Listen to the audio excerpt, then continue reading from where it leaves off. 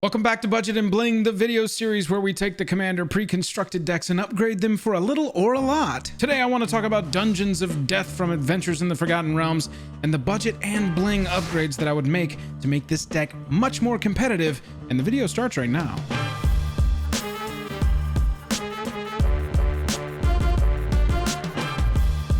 Special thanks to our Patreon supporters who power our channel. Check out our Patreon for monthly giveaways, exclusive content, and even a starring role in our fan fight series. Link in the description below. Hello and welcome to the day. Thank you for spending your time with us. Welcome back to another episode of Jake and Joel Are Magic. I'm Joel. We're going to talk about the pre-constructed Commander deck, Dungeons of Death, in this video and the upgrades that I would make to it. But before we get into it, if you would hit that like button if you like the video by the end of it, hit that dislike button if you don't. I'm going to be covering the budget upgrades that I would suggest for this deck, meaning $9 or less, and the bling upgrades that I would make for this deck, meaning $10 or more. Make sure you stick around to the end of the video so you see which cards I recommend you cut from the pre-constructed deck to make some room for some of my suggestions. And as always, before we get to the most expensive card, comment down below what you think it's going to be. Before we get there, let's jump into this Commander.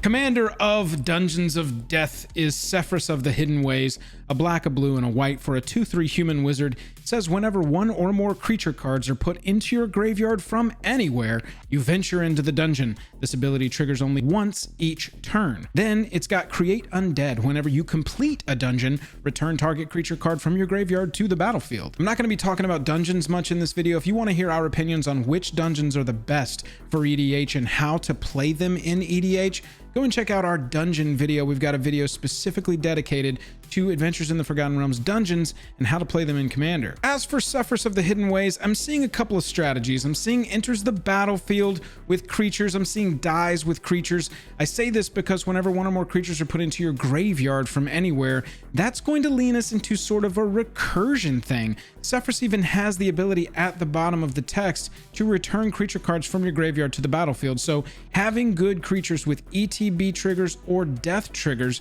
is going to be great in a recursion deck because you don't care if they die because they're going to come back and do their enters the battlefield thing again. With that in mind, we're going to look at this as sort of an Esper self-mill reanimator death deck. It wants to do all of that stuff because the graveyard is going to be sort of a second hand for us. If we can get creatures straight out of the library into the graveyard, great, we're going to trigger Sefris. If we can discard creature cards from our hand, we're going to trigger Sefris. If they die off the battlefield, obviously they're going to trigger our Commander, and that's what we want to be doing because then those creatures are going to get to come back. Looking at some budget upgrades for this deck, I talked about if you discard a creature card, that is going to count, and Key to the City is going to enable that along with a couple of other things. It's a 2-mana artifact that taps to discard a card and up to one target creature can't be blocked this turn, so you can get some combat damage in that can't be stopped. Also, whenever Key to the City becomes untapped, you can pay 2 mana, and if you do, draw a card. That's better in late game when you've got the extra mana sitting around, but it's nothing to shake a stick at regardless. That discard a card, you're able to put creature cards from your hand into your graveyard. That triggers the venture into the dungeon, and you're able to move that strategy along at the same time. Key to the City's $1, and I love it in this deck, as well as Sir Conrad, also $1. I also love it in this deck. This is the same sort of synergy. For 5 mana, you're getting a 5/4 human knight. Whenever another creature dies or a creature card's put into a graveyard from anywhere other than the battlefield, or a creature card leaves your graveyard, so the reanimator stuff, Conrad deals the damage to each opponent, and Sir Conrad lets us 2 mana at will mill each player a card into their graveyard. It could possibly trigger Sefris. We are already wanting our creatures to enter the battlefield, die, come back, repeat. Sir Conrad is great, only $1, and definitely belongs in Sefris of the Hidden Ways. Grim Haruspex does as well, 3 mana for a 3/2 human wizard. We don't care so much about the morph, we're just going to play it straight up most of the time, but whenever another non-token creature you control dies, draw a card. Velocity, replacing cards in your hand. Grim Haruspex is great. It's only $1 and it fits perfectly into Sefris of the Hidden Ways. As does Nezahal, Primal Tide. Let's go the other end of the spectrum and go with a big bomby creature. For 7 mana, you're getting a 7/7 that can't be countered, gives you no maximum hand size. Whenever an opponent casts a non-creature spell, you're drawing a card, and it's got synergy with Sefris. Discard 3 cards, you get to blink Nezahal off the battlefield, and then it returns tapped under your control at the beginning of the next end step. That's fantastic. We can pitch cards for Sefris's ability, and that can happen on our opponent's turn, so that we could possibly venture into the dungeon, complete the dungeon, return a creature card, all on our opponent's EOT. That's huge. Plus, we get a big dumb 7/7 that's allowing us to have no maximum hand size, and we're drawing cards whenever our opponents are casting anything except for creatures. I love Nezahal. It's $1. Big dumb Elder Dinosaur. I would definitely put it in this deck if I was upgrading it in a budget way. Cauldron of Souls is a 5-mana artifact. It taps. You get to choose any number of target creatures, and each of those creatures gains persist until end of turn. This is a very interesting strategy in this kind of deck, because that means when that creature dies, if it didn't have a -1/-1 counter on it, which it probably didn't, you return it to the battlefield under your control with a -1/-1 counter on it. So if we're playing creatures that have great ETBs, we want stuff to be going into our graveyard, then coming back. We are using Cauldron of Souls to great effect. We're going to get the ETB again when it returns. We're going to get the trigger from Sefris of the creature card put into your graveyard, and then it comes back with Cauldron of Souls. I really like Persist in this deck. This isn't the last Persist card you're going to see that I suggest, but it is the first one, and at $3, it is the most budget of the ones that I would recommend. With Phyrexian Reclamation, it's a 1-mana enchantment. You pay 2 life, and you return target creature card from your graveyard to your hand. That's pretty self-explanatory. I actually expected when I first started reviewing the list of this deck and putting this video together that this card was definitely a shoe-in to be in there, because it's only a $4 card, so it's not that cheap, but it's not that expensive, and that's kind of the sweet spot for inclusions in these Commander Precons. It's a great place for them to reprint cards like this. But Phyrexian Reclamation wasn't in there, so I suggest you get yourself a copy. You're putting creature cards in your graveyard because you want to with Sefris. That's the whole goal, to then get them out. Phyrexian Reclamation is just a different way of recurring. You don't recur them to the battlefield, you recur them to your hand. And that's fine. It's only 2 mana and 2 life, and it's really cheap to get this enchantment onto the battlefield. $4. It's also really cheap to get it into your deck, which I recommend you do. Buried Alive, I talked about, can we go and get creatures out of the library, put them straight into the graveyard, trigger Sefris, and set ourselves up to recur something? And we can with Buried Alive. This is a sorcery. You know I mostly recommend permanents in EDH. I'm real big on permanents. Only sorceries and instants that are removal or hugely impactful to our synergy. Buried Alive, definitely that. 3 mana for the sorcery. You search your library for up to 3 creature cards, put them into your graveyard, shuffle your library. It's combo potential. You get them right out of your library into your graveyard. If you time this right, you could win the game combining Buried Alive with a couple other cards. I would highly recommend you pick this up. $4. It's just $4 sorcery, and it's only uncommon. And you can see it was printed pretty recently, so that kind of speaks to the power level of this uncommon. Havengul Lich is great in this. It's a wizard, so it matches creature types with Sefris. We're not really focused on wizards at all, but I just really like that. For 5 mana, you're getting a 4/4, and it's got this ability, pay 1. You may cast target creature card in a graveyard, not just yours, but anybody's graveyard this turn. And when you cast that card, the Lich gains all activated abilities of that card until end of turn. The second part of that ability is a cool byproduct, but being able to pay 1 to cast a target creature card in your graveyard, or their graveyard, anybody's graveyard, that's so strong, especially in this strategy, because we want them going into the graveyard so we can use them later after we trigger our Sefris of the Hidden Ways.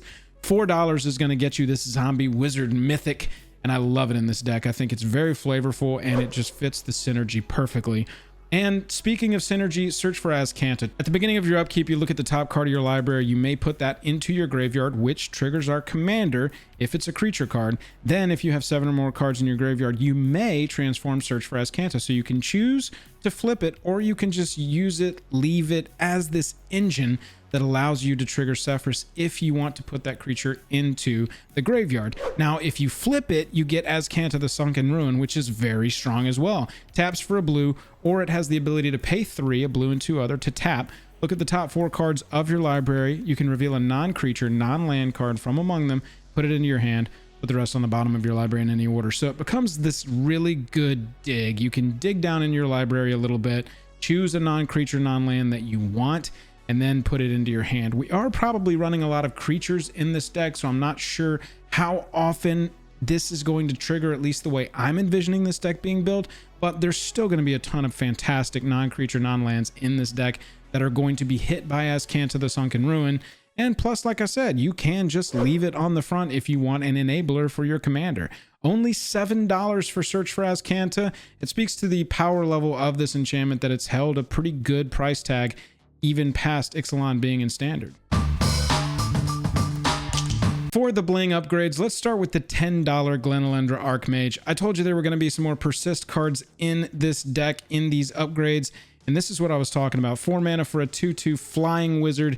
Pay 1 blue, sack the Archmage, counter target non-creature spell. When that happens, you've countered their target non-creature spell, you've triggered Sefris of the Hidden Ways, plus it's got persist. It comes back with a -1/-1 counter if it already didn't have one, and we're able to do it all again, re-triggering our commander, countering their target non-creature spell. Another thing I like about this is that because it's a target non-creature spell and you can use that ability at instant speed, this is a way on our opponent's turn to trigger Sefris of the Hidden Ways. Normally, you're only going to trigger Sefris once around the table, right? Once on your turn, because the ability triggers only once each turn. But if you can find ways to have creature cards enter your graveyard on your opponent's turn, that will also work. Wildly powerful card, really great in this deck, $10. That's a great pickup. As is Luminous Broodmoth, if you've got a lot of ground creatures, this is a way for them to sort of persist in their own way, except in -1/-1 counters, we're going to be dealing with flying counters instead. Luminous Broodmoth says whenever a creature you control without flying dies, return it to the battlefield under its owner's control with a flying counter on it. This is fantastic. It enters the battlefield, it dies, Sefris triggers, then it comes back because of the Broodmoth. We've got it again. Now it's flying, so maybe we can get some damage across with it. Love Luminous Broodmoth in a recursion deck, and it really helps out Sefris. $10 as well for the insect flyer there. Now, we can't build a Reanimator deck without suggesting that we run the card that gives it the name, right? Reanimate! 1 black sorcery. Put target creature card from a graveyard, not just yours, onto the battlefield under your control. You lose life equal to its converted mana cost. We don't care about that. We're getting a big splashy creature for 1 mana. We're going to be able to do this as early as turn 1. If there's some beefy target and we want to get it, let's go ahead and get it. Doesn't matter. 1 mana, you're going to be able to do this at any time you want. Reanimate's only $11 if you get the cheapest version of it. It definitely belongs in a Reanimator deck. Not sure what else to say about that. This is exactly what we want to be doing, putting creatures into the graveyard and recurring them. Dire Undercurrents. I found this card. I didn't even know this card existed. I found this card researching this video. 5 mana with 2 hybrid blue-blacks up there. Whenever a blue creature comes into play under your control, you may have target player draw a card. Let's target us. And whenever a black creature comes into play under your control, you may have target player discard a card. Let's not choose us. Or if we have a creature that we want into the graveyard, let's do choose us. I love that versatility. We can use the Punisher effect on our opponents, or if we want to play with our synergy, trigger our commander, put some beefy target for Reanimate into the graveyard. Dire Undercurrents lets us do that. Plus, it represents velocity if we need it. We're drawing cards. We always need cards. Let's always be drawing cards. Dire Undercurrents is $13. Fantastic enchantment. Can't wait to play with it. Can't believe I didn't know it existed. I do know this one existed though. Dictate of Erebos, $15 for a 5 mana enchantment. It flashes in, so that's huge. And whenever a creature you control dies, each opponent sacks a creature. We are going to be masters of our own fate in this deck. We're going to be controlling when our creatures die, hopefully, if the synergies are working right. And that's going to allow us to control our opponent's boards as well if we run things like Dictate of Erebos. This isn't the only card that lets you have an effect like this, but it is flashy, which I really, really love. Plus, it's $15. I think it's a good price for an effect like this, especially in a deck where stuff's going to be dying. Shouldered Whispering one of my personal favorite cards. 2 black, 5 other for a 6/6 Swamp Walking Praetor, errated recently to be a Phyrexian Praetor. It says at the beginning of your upkeep, return target creature card from your graveyard to the battlefield. That sounds familiar. Then it also says at the beginning of each opponent's upkeep, that player sacrifices a creature. That sounds brutal. Shouldered is fantastic. One of my favorite creatures to run in EDH, especially when, like with Sefris of the Hidden Ways, it's so synergistic and exactly what we want to be doing. Shieldred is $18. I suggest you get a copy of the Praetor. The 1-mana cousin of Buried Alive. Maybe Buried Alive's the cousin and Entomb is the daddy, but it's Entomb. It's an instant speed. Search your library for a card, put that card into your graveyard, then shuffle your library. You got something dope with flashback you need in there? Go get it. You want to be a little more on the nose and play with our synergy and go get a creature, put it into the graveyard, trigger the commander. It's instant speed. You can do it on the opponent's turn. Revive that huge creature with Reanimate right onto the battlefield. 2 mana and some life loss later, you've got this ridiculously undercost, cheated in creature on your side of the battlefield. Love Entomb. $21 for this instant. I would say it belongs in this deck if you've got the budget for it. You want to talk about powerful synergistic cards. Diabolic Intent for 2 mana as a sorcery. As an additional cost to cast this spell, you get the synergy of your deck rocking and rolling. That's basically what it says. Sacrifice a creature. Easy peasy. We were built to do that. That's what we want to be doing. Then you get to go search your library for any card, put it right into your hand without revealing it, and then you shuffle your library. Diabolic Intent is a fantastic demonic tutor for this deck because it lets us get that creature into the graveyard, triggering our commander. You know the deal at this point. This is the kind of card that you want to target for this deck. $34 for Diabolic Intent, but the synergy is just so strong. I love it in this deck. All right, I hope you commented below what you think was going to be the most expensive card that I covered in this video because it's coming up, and it's Intuition. Oh my God, he put a reserve list card on here? You're damn right I did. $196 for Intuition. It's an instant. $200 for an instant? But sweet Sefris, it is a strong instant. Search your library for 3 cards, reveal them. Target opponent chooses 1. You get that card into your hand, and the rest go into your graveyard to probably trigger your Sefris because we picked 3 creatures because that's our entire synergy. So it's just like pick your poison. Give me any of these 3 creatures. I don't care. I'm going to reanimate the 2 that you didn't pick anyway. Intuition, $196. Get a little bit of reserve list flex by putting this instant into your Sefris of the Hidden Ways deck. As for the cards that I would cut from the pre-constructed list as it stands, let's start with Vanish into Memory. It's a good card. It's just one of those instances that's a one-time effect that's not quite powerful enough, in my opinion. You exile target creature and you get to draw cards equal to that creature's power. That's pretty dope. You can exile a creature that's not yours if you need it to be a removal in a pinch. It's sort of a blink if you don't. At the beginning of your next upkeep, return that card to the battlefield under its owner's control, and if you do, discard cards equal to that creature's toughness. So I see what the synergy is here. You can discard cards, you can discard creatures, you can blink one of your ETB creatures. It's pretty good. I would say that this is one of the first instances that I would cut in place of some of the other cards that I've suggested. Propaganda came in this list, and I like this card. I just don't know why it's in this deck. There's not a lot of stacks in this deck. And if you know anything about my EDH deck building style, I don't like to put like one-off effects. I like to have redundancy on my synergies. I like to have redundancy on the cards that I'm playing so that the deck is more consistent and operates at a higher level. Propaganda is a good card. There's just no other stacks cards. There's no other can't attack you prevention sort of cards in the deck. I don't really think that's what we're trying to do. We're trying to get this like graveyard reanimation thing going, move through the dungeons, get some abilities off of those. Propaganda, unless you're going to make this more of a stacksy build, I would say cut it for something that's more synergistic. Wall of Omens is another good one. It's got an ETB of drawing a card for 2 mana. That's not bad, but you're in black and blue, boss. You ain't needing your white creatures to draw your cards. Wall of Omens can be replaced with a more synergistic creature, something a little more heavy hitting. Phantasmal Image. I think I'm going to get hate for this one that I'm saying cut this from the deck. But I don't really see where the synergy is. It can enter the battlefield as a copy of any creature on the battlefield. I get it. It's dope. You can double up on whatever you've got that's not legendary. Obviously, it's got the downside of whenever this creature becomes a target of a spell or ability, you have to sack it. That's fine. It's a really strong card, though. Look, this card is $16. So you could cut this card, go and get like Dictate of Erebos, or just be shy of a Shouldered Whispering one, put that into the deck, and I would be much more happy with that card being in there than Phantasmal Image just in this deck. I just don't like that in this recursion deck. Curator of Mysteries is a card that sort of leans you more into a cycling thing. I think it's trying to show players that if you wanted to, you can lean into a cycling version of this deck, which I think could be good. That's just not how we're building it. We're trying to, take out 5 to 10 cards and replace 5 to 10 cards. And so Curator of Mysteries, I would say, just because there's not more cycling discard synergy in the version that we're sort of upgrading here, I would take out Curator of Mysteries and put in one of the other cards. Murder of Crows is another dies trigger. It's sort of like the ETB leaves the battlefield trigger kind of card that we want. Flying 4/4 for 5 is not terrible. It's not great though. And you have to, it's filter. You're not just drawing a card. Whenever another creature dies, you can draw, then you discard.